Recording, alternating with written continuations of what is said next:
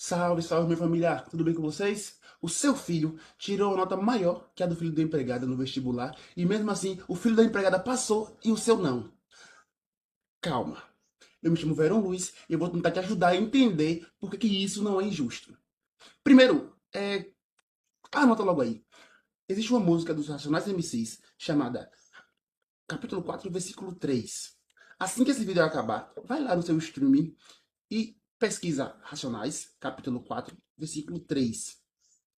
Nessa música, logo no início, um dos rappers fala que apenas 2% da população das universidades, os alunos das universidades, são negros. Esse dado, como essa música é de 1997, esse dado ele permanece o mesmo até pelo menos 2002. Coisas aconteceram em 2002 no Brasil, né? Lembremos. E aí, a partir de 2002, esse número ele cresceu muito lentamente. Em 2012, esse número era de exatamente 8,8% dos estudantes sendo negros. Hoje em dia, graças à política de cotas, esse número cresceu para em torno de 25% entre negros e pardos. Mesmo assim, a população branca continua sendo a imensa maioria nas universidades. Só que não é isso que é interessante, não. Eu quero que a senhora entenda o seu filho, a nota do seu filho no vestibular, como uma consequência histórica.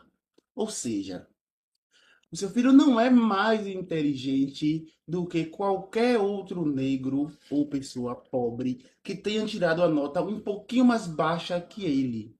Na verdade, o caminho é o oposto. Seria completamente injusto permitir que o seu filho disputasse vaga contra estudantes que vieram de realidades distintas, de realidades distantes daquela experimentada pelo seu filho.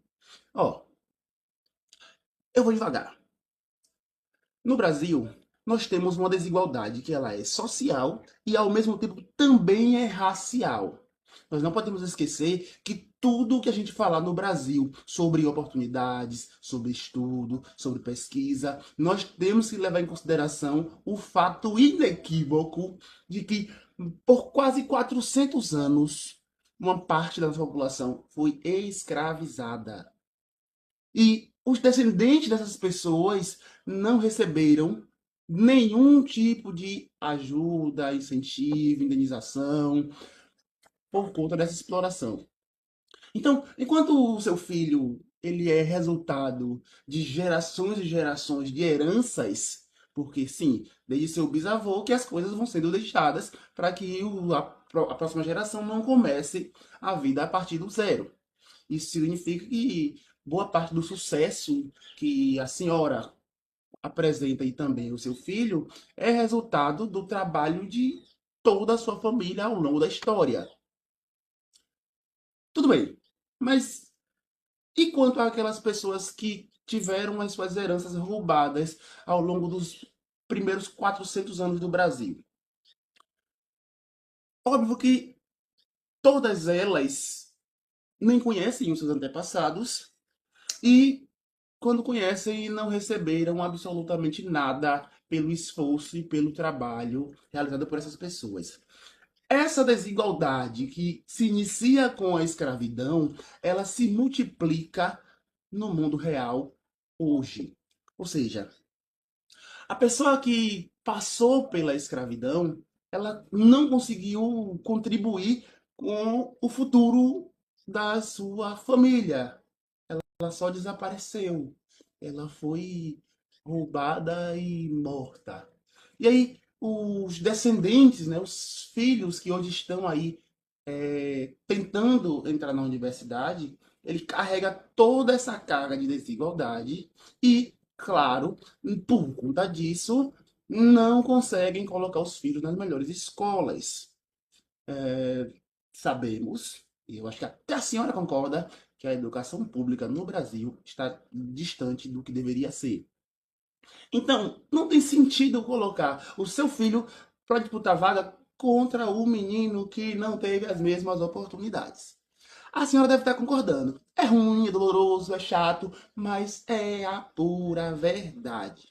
Bom, por isso, em 2012, a presidente Dilma Rousseff assinou a Lei de Cotas. Essa lei foi sancionada e já está em vigor no Brasil. Agora, recentemente, o presidente Lula renovou a validade da lei para tentar combater essa desigualdade.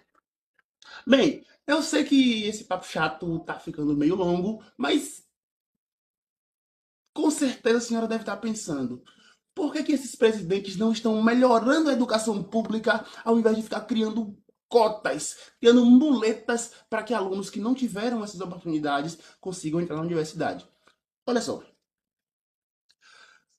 eu concordo com a senhora. Eu acho de verdade que o que deveria ter sido feito e o que precisa ser feito é a melhoria do ensino público. Mas e enquanto isso? Quantas gerações vai demorar para que essa mudança aconteça? E se isso demorar mais 150 anos para que a educação pública melhore? E quanto a essas pessoas que estão no meio do caminho, que estão entre a ideia de melhorar esse sistema público e a melhoria efetiva? Essas pessoas elas não têm direito a concorrer de forma justa por uma vaga na universidade? Ou seria legal colocar para disputar junto com aqueles que vão para Disney de 6 em 6 meses? Enquanto que o menino está tentando ajudar a família a sobreviver. Então, não tem como pensar em qualquer política pública que não leve em consideração a equidade, que é tratar as pessoas de forma desigual na medida da sua desigualdade. O que é que isso significa?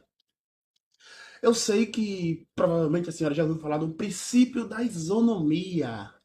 Esse princípio diz que todos devem ser tratados da mesma maneira, sem distinção qualquer.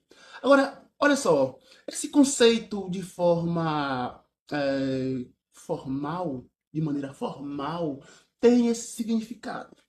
Agora, quando a gente olha para a realidade, para as condições objetivas, tratar todos da mesma forma seria completamente injusto com aqueles que já foram injustiçados pela própria vida.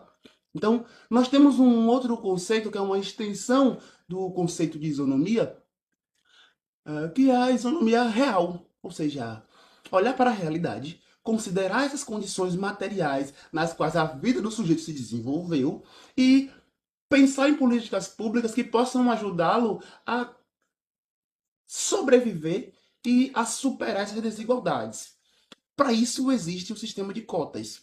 É, Nós sabemos que a realidade ela é completamente diferente e isso também quer dizer que o jovem negro ele não vai conseguir, ao menos na imensa maioria, não vai conseguir superar essa desigualdade se não for tratado como alguém que foi vitimado, que foi teve sua herança familiar usurpada pelo sistema e o Brasil, como país, manteve essa desigualdade como se ela não existisse até pelo menos 2012.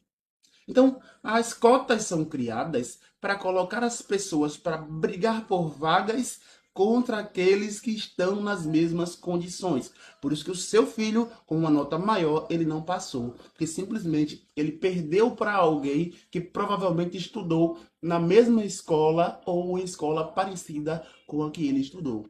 O concorrente do seu filho também fala inglês. O concorrente do seu filho também já foi ver o Mickey. Isso quer dizer que o seu filho, entre os seus pares, não está entre os melhores. Agora, quanto ao jovem negro, que tirou uma nota um pouquinho menor que a do seu filho, e mesmo assim ele passou no vestibular. Esse menino, ele matou um leão por dia e conseguiu aprender boa parte dos conhecimentos que a escola ofereceu e ele venceu, a partir da sua nota, os seus colegas que tiveram a vida parecida com a dele.